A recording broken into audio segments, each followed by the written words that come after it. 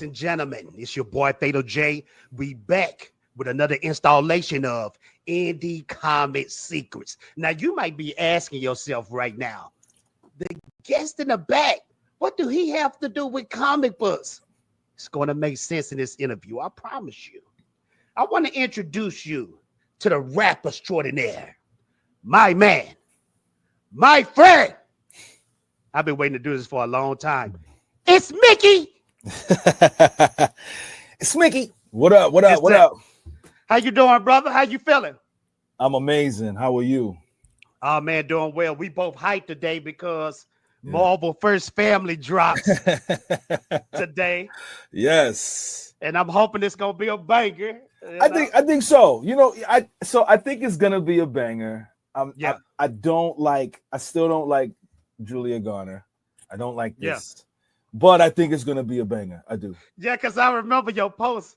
You showed the comic book. Yeah. You know, yeah. You put people on game, and see, I love doing that too. I like flexing with my comic books because a lot of people think you just talking. You know what I mean? Right. Yeah. But man, we gonna take it back, man. And you know, I'm not gonna take up a lot of your time, but I can remember you when I first got a listen of Mickey Factz. I first heard you on like 3 albums. I heard you on Currency first indie solo album, which was This Ain't No Mistape. Yep. Then I heard you on Stanley first mistape. I want to say it was a LRG joint. Yep, Mad Stally. Mad Stally. Yeah. And then I'm gonna tell you what really made me a fan. You was in DD 172. Yes. Dame Dash, and you was spitting. Yeah. And bro, you said a line that really blew my mind. You said something about Vega from Street Fighter His Claws. And everybody want me to sign as long as the contract got a clause like Vega, we out. Yeah. I said, okay. I rock with that. Everybody want me to sign unless make sure the contract got a clause like Vega. You know what I'm saying? Hey man, when I heard that, I stood up. That's how tight that ball was. But this is what we're gonna do, man. I want you to take it back to the origins of Mickey Factz. I want you to let the people know, how did you get into this world of rap? What influenced you? Let's take it back from the beginning. How did Mickey Factz come together like Voltron? How did that come together? Well, you know, my dad was rapping to me in the womb. So like 1982, I was hearing bars. You know what I'm saying? Kind of like when kids hear Beethoven, when their parents play it, I was hearing my dad rap. Fast forward, I started writing down Bone Thug lyrics on paper, you know what I'm saying? Wow. And reciting it because I wanted to recite it in school. And then from there, I started doing parody rap. And then I started writing my own rhymes. I was going by a different name, named Renegade, and I was following what I was seeing on TV and hearing on music. So a lot of my content was misogynistic and violent, and you know, I was just copying. You know, I didn't know what I was saying. And then I changed my name to Mickey Factz after hearing Common's beat. I saw this guy who wasn't rapping about these things. He wasn't rapping about violence and guns, because even though Kanye wasn't doing that, there was still 50 Cent, but it was how Common did it at a high lyricist level. And that album changed my life. And I decided to change my name to Mickey Factz from there. Man, Common, man, I still say Common is underrated because people don't realize that this he did to Cube. Now you got to understand Cube is top tier, and people say No Vaseline might be the best diss verse ever, but that Common diss verse to Cube. Oh yeah, I mean, listen. I think Common got that. Yeah, Common got it. He got it. And I think Cube know that he got it. You know what I'm saying? Yeah, buddy. See what closer catching. Yeah, it's okay. They ready to go. But we hey man, we I here. Don't worry understand. about it. We here. Don't worry about it. We here. Hey, I'm a family man, brother. I understand. I noticed this is why I really did notice you. I want to say the Double XL 2009 magazine. Yep. And I can honestly say, all those artists that was with you on that cover. Yep. That was like the new crew. That was like a renaissance of new dope rappers. So when you made it on that magazine, what did that do for your career? Oh, it took it to another level. I mean, you know, at that time, I was like the second most Googleable new artist in 2008. It was between me and Wale at the time.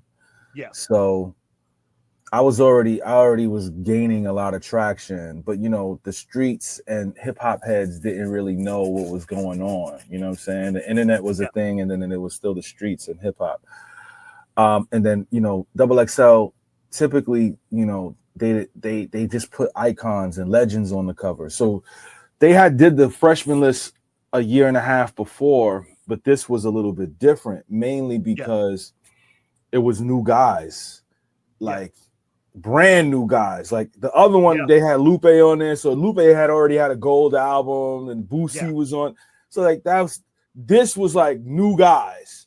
Yeah. So we gained so many fans from that. It was a big deal. I'm just if I can remember, you had your Currencies, you had your Corey Guns, Charles Hamilton, and man, I must say this, brother. Yeah, I must say this. That Charles Hamilton, Corey Guns, and Mickey Factz radio freestyle session, bro, you deserve a gold or a platinum plaque.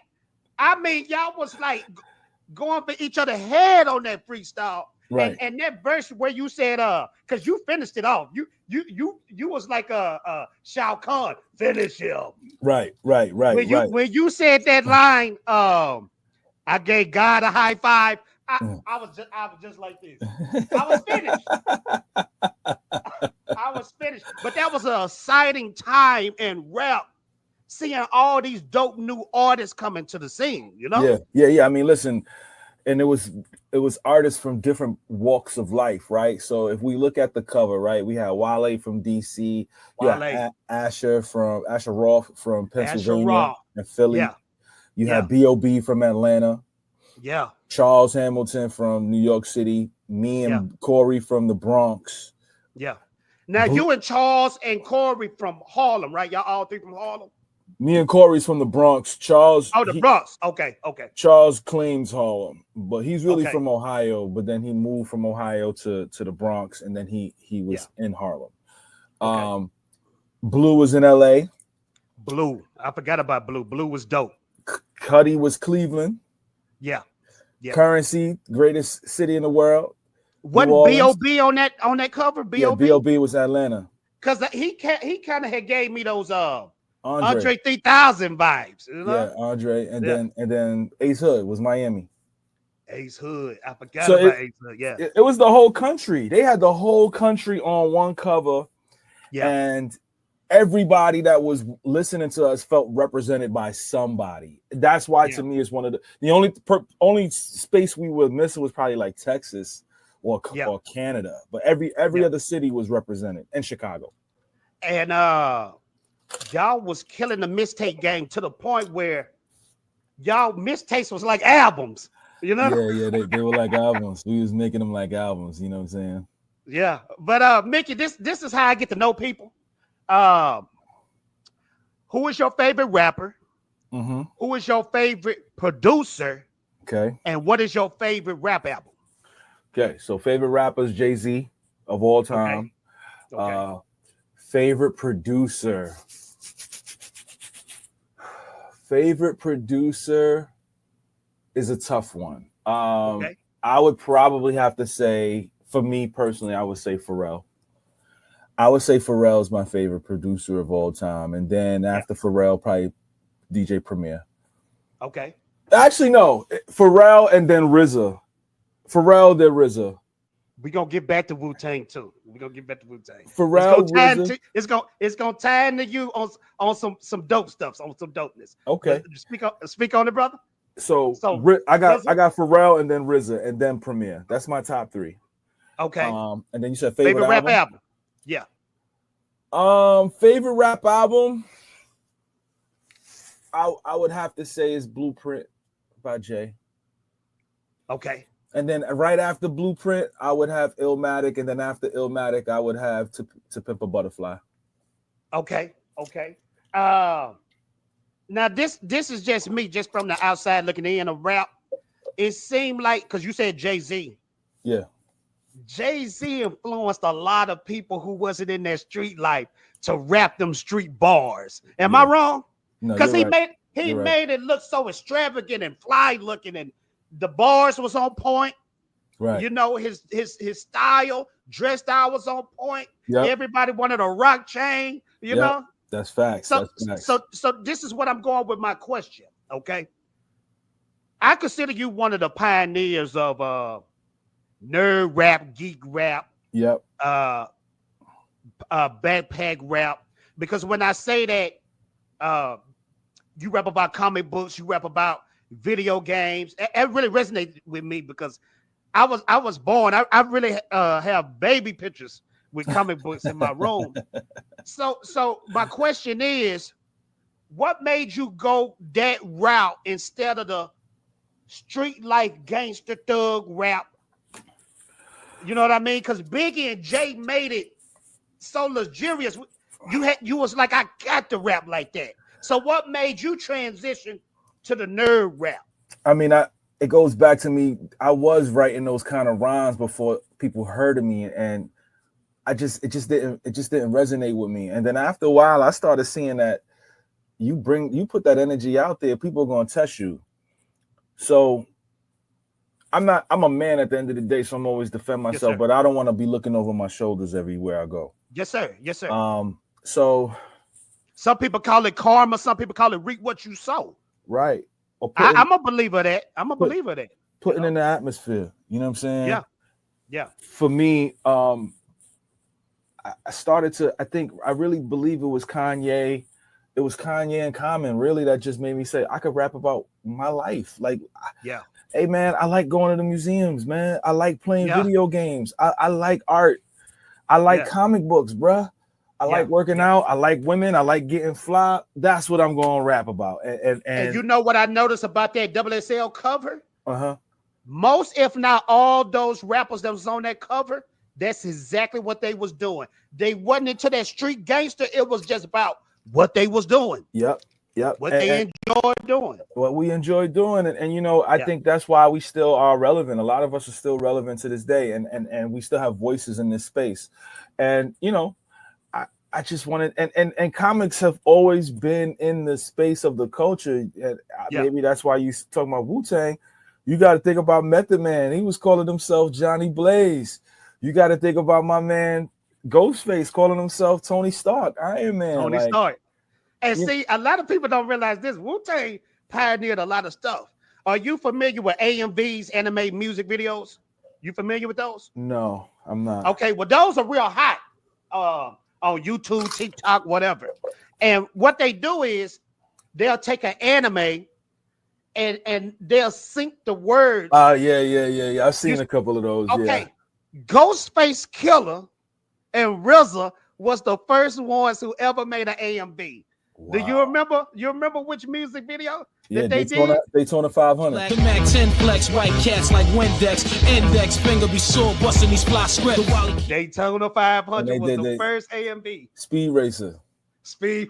And that beat, I love Daytona 500 beat. That beat is just, it's a hard beat. He's just so talented. Shout out to RZA, man. Yeah. Let's segue a little bit.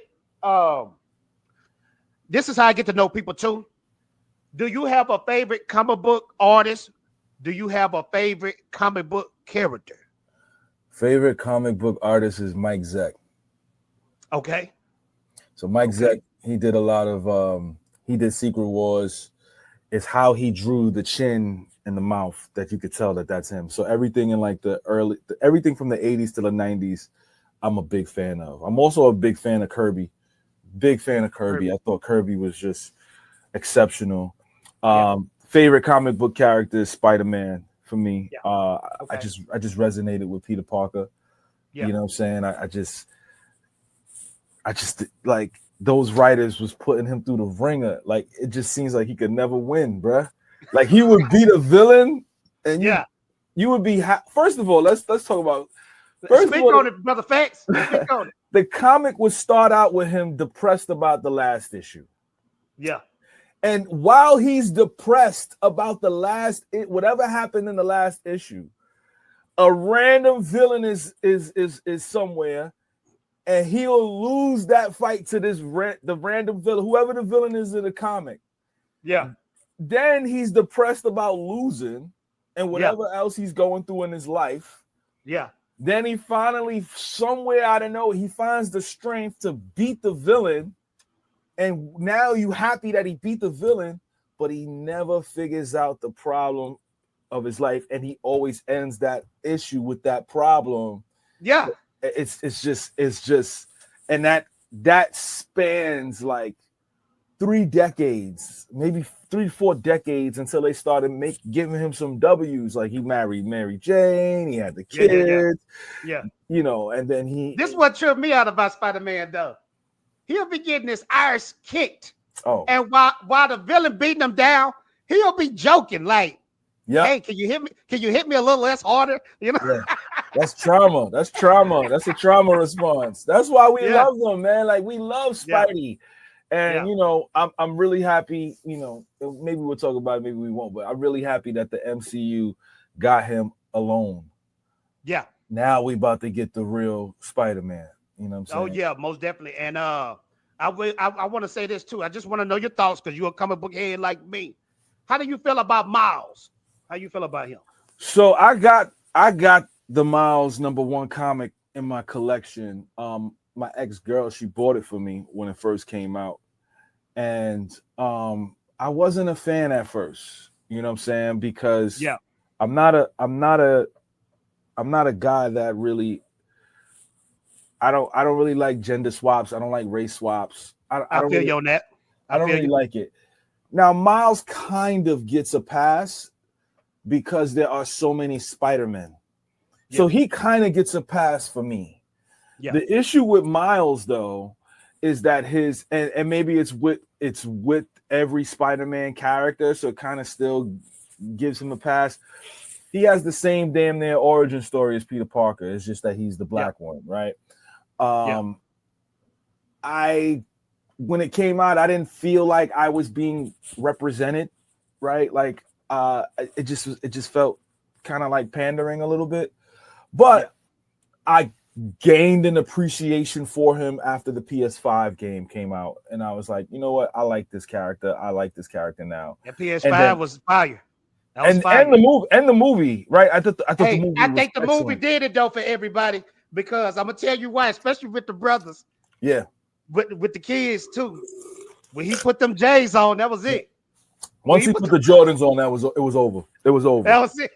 It was over. It was over. It was over. You know what I'm saying? Yeah. So like, shout out to Miles. I like. I don't love him. I like him. You know what I'm saying? It's cool. Yeah. It's cool. I feel you on that with the race swaps and the representation and all that stuff. Just make something dope. That's it. Make something new. Yeah, make something new, make something dope. That's it. That's all you got to do. Quit trying to make stuff hard, you know? Yeah. We're gonna get back to the comic book stuff, but let's talk about your albums. What is your favorite album you made? Favorite album I made right now is Mickey Mouse. That came out 2012. That's when I rapped as a And I want to forgive you, Factz, because throughout the years on Twitter, I've been begging and asking for Mouse 2. Yeah. Listen, because man. You blew my mind. For the people out there that don't know who Mickey Factz is, he made this concept album where he's a artist, like a literally artist in the 80s. And man, from the beats to the stories, pure fire. They sold kids for a dope binge. Family tree branch broken, no Timbs. Most men made girls sell their own skin. I chose pens, a street artist who wrote gems. Yeah. Pure fire. I always wondered this though. Like Crowded fans, I listen to Crowded almost every day. Is that an original beat? Is that Crowded's original beat? I produced that. I sampled Beck.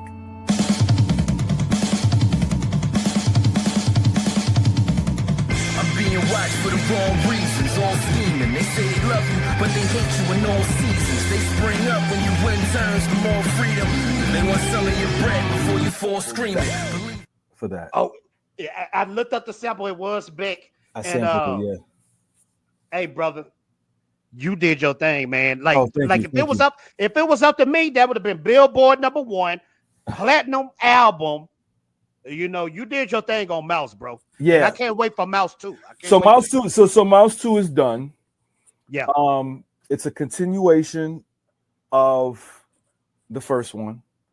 It is the and people be seeing this album on the screen. I have it popping up on the screen. Okay, yeah, it's the final it's the final chapter. I'm not gonna do a trilogy. It's just this is it. Okay. I've played this album for 4 people. Okay. And 3 of them cried listening to it. Dang. 3 of them cried listening to it. Rest in peace, Hulk Hogan. Hulk Hogan and crack. Yep. Hulk Hogan and crack. Be a survivor, man.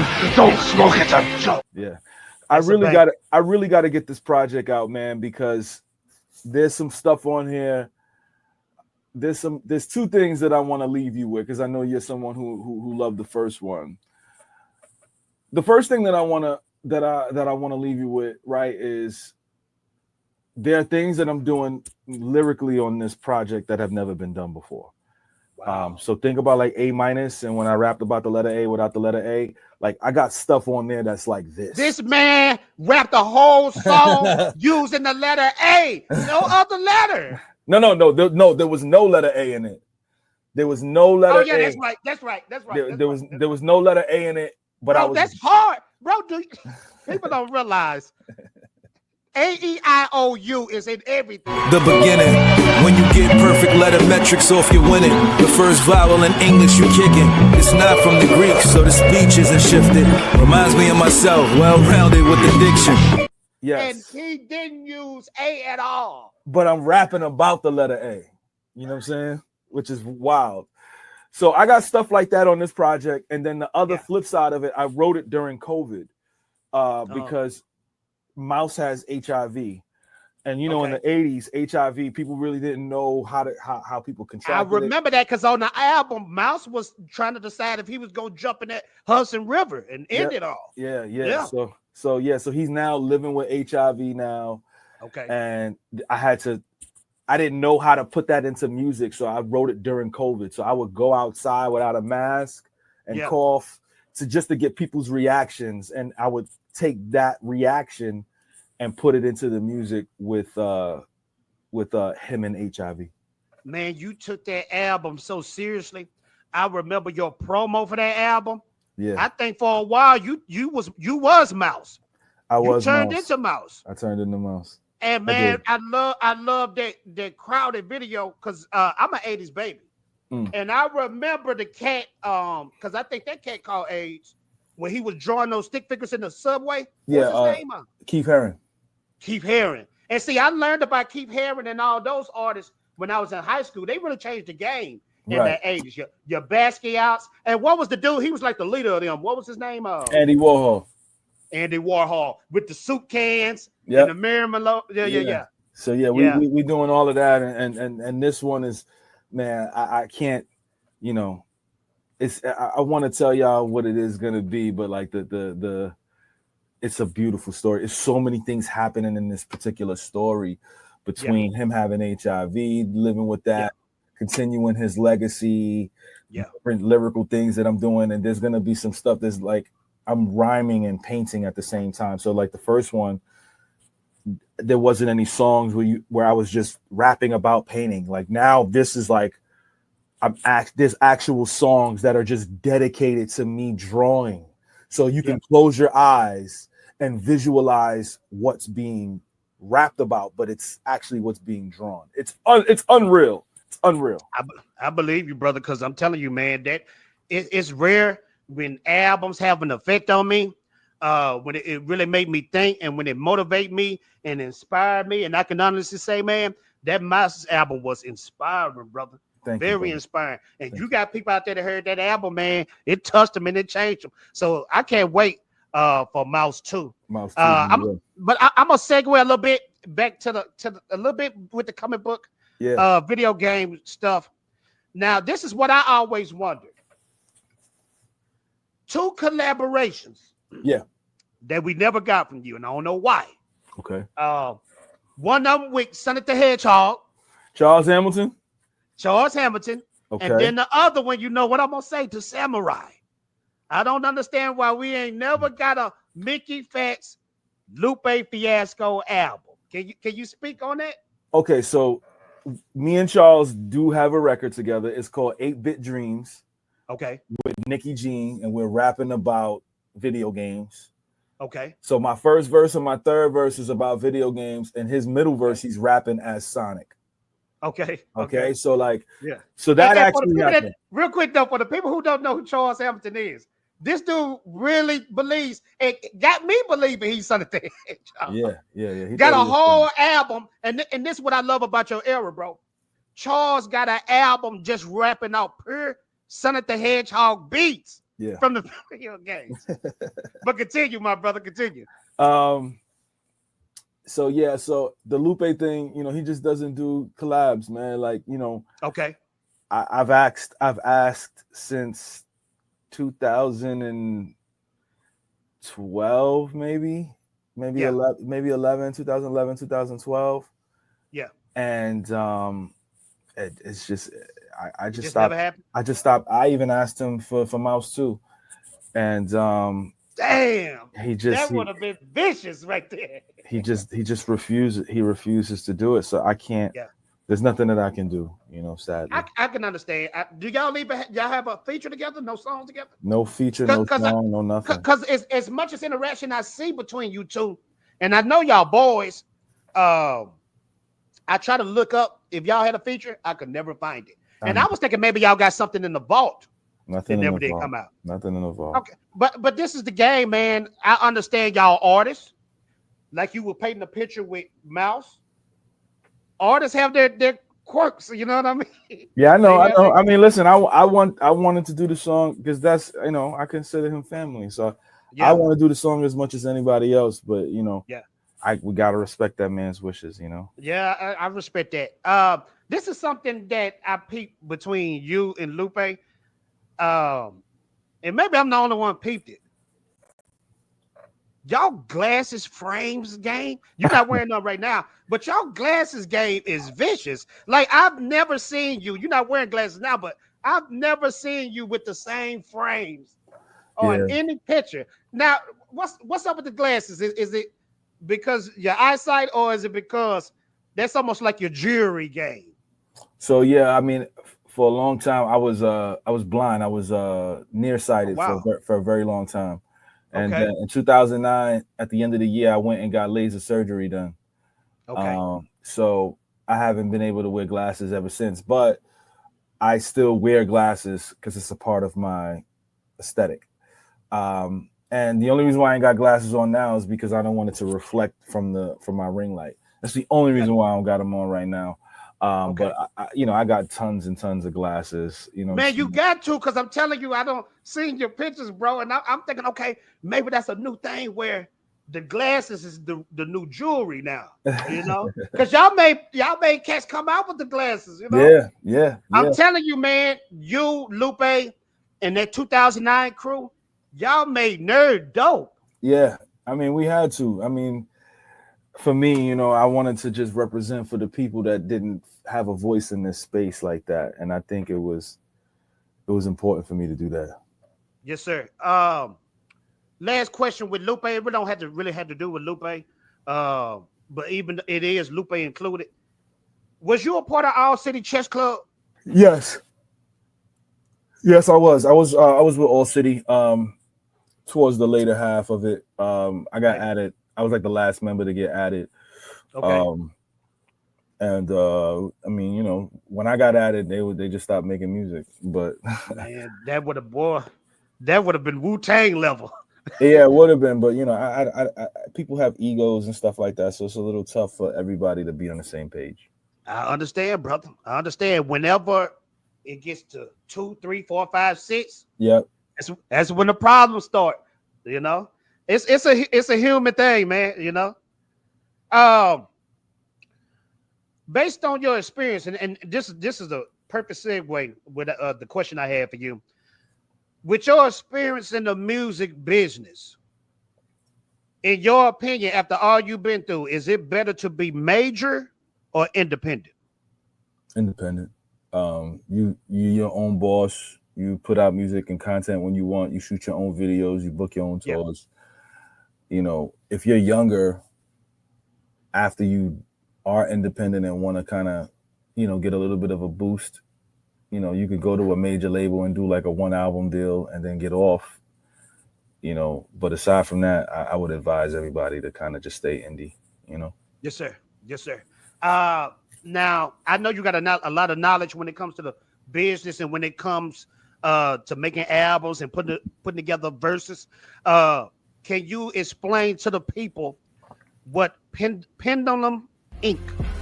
I'm Mickey Factz. I'm Jeff Walker. My name is Trilla Jones. I'm Comic Book Cam, and I'm a professor at Pendulum Inc., a masterclass for lyricism. Have you ever listened to an incredible rap verse and wondered, how did they do that? What did they just do? Look no further. Here at Pendulum? Yes. So Pendulum Inc. is a school for lyricism and hip hop. We teach MCs how to be better writers. We teach MCs how to flow better on beat. We teach MCs the mental health aspect of it. So we have a specialist on staff that helps people, you know, get through their issues and their trauma. We teach the business of music. We teach you how to create content. We have 2 writing retreats that happen every single year. And we bring a legendary guest in every single month.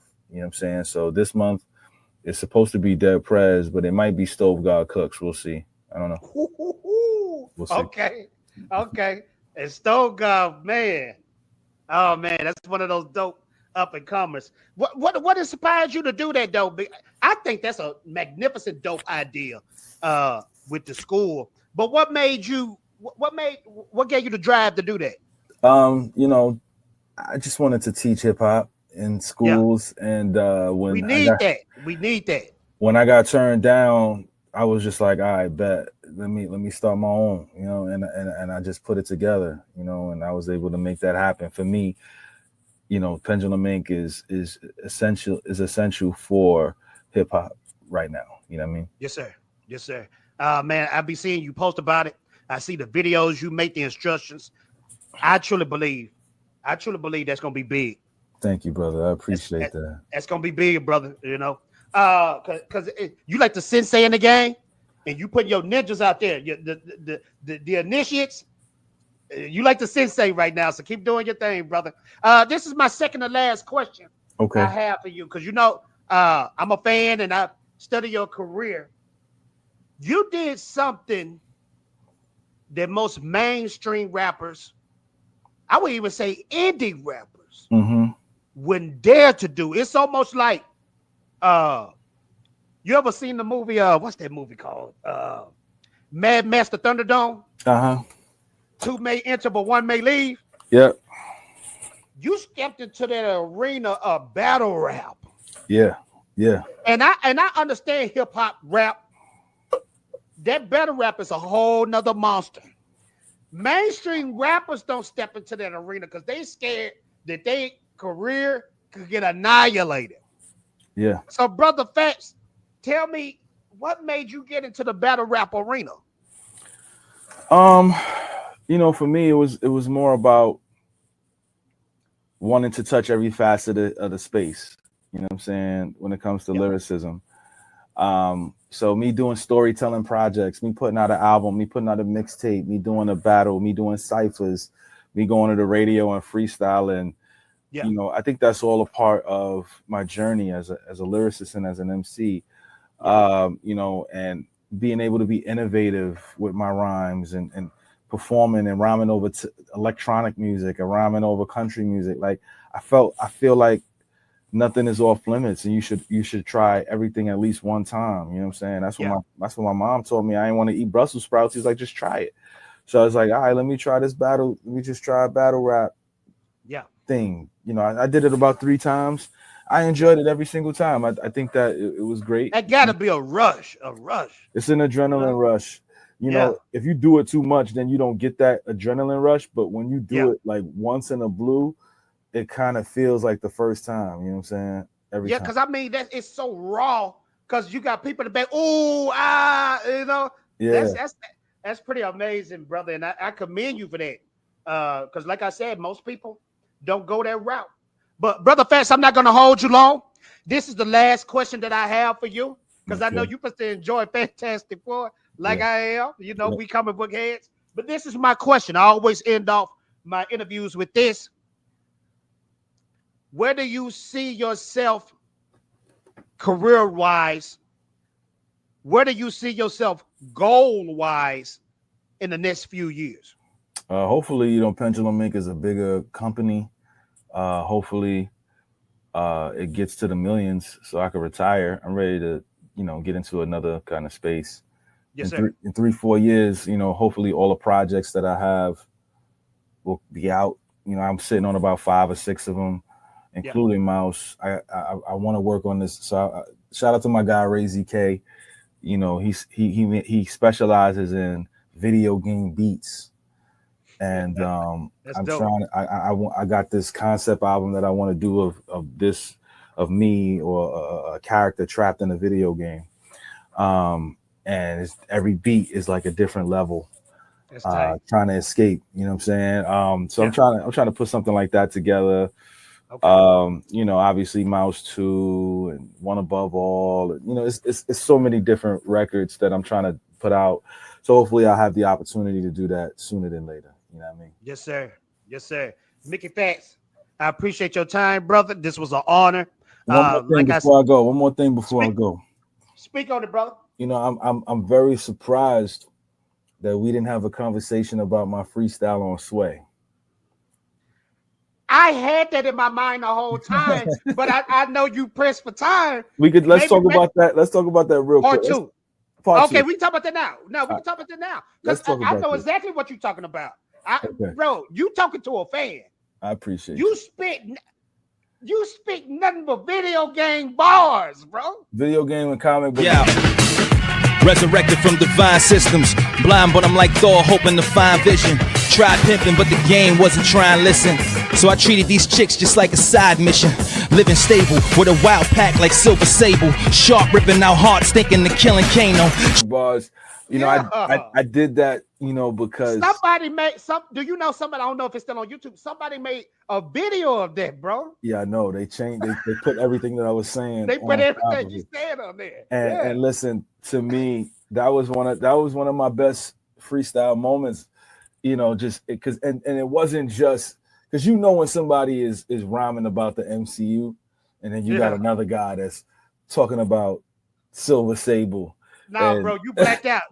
I'm talking about, bro, you blacked out. Every bar was unbelievable. I'm gonna listen to that. I'm gonna listen to that on the way to the spot. Bro, I remember one summer, I jammed that every time. When I went to go work out, I jammed it every time. Because it's like a good 5-minute workout. You know what I'm saying? Man, you killed that, bro. You killed that. And I mean, the bars was hitting. They was hitting. I had Sway going crazy that day. That was because I remember that interview. I'm gonna tell you how I remember that interview. You was talking about how you were studying to be a lawyer or something along those lines. Mm-hmm. That's how you start, and then you just broke out into the freestyle. I was like, damn, he blacking out, he's zoning out right now. You know? Yeah. That's one of my favorite joints. But yeah, I appreciate this. We definitely need a part 2. Maybe a review on this joint that we about to go see today. Who knows? Okay, that'll work. And also, where can the people find you, Brother Factz? Oh yeah, hit me up on twitter.com/Mickey Factz, MICKEYFACTZ. Hit me on Instagram, MICKEY.FACTZ. TikTok, The Real Mickey Factz. Facebook.com, official Mickey Factz. Holla at me.